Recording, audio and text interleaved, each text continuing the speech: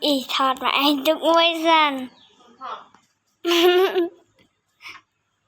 Mà anh khơi đụng anh ấy.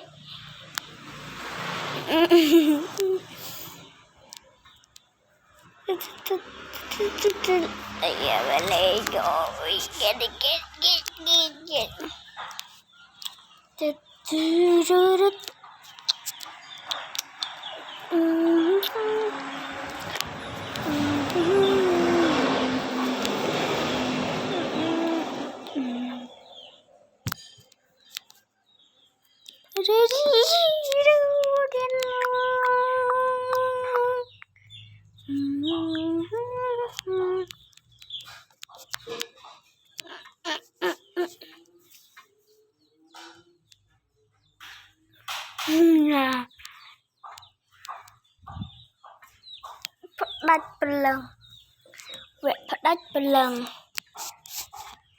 cái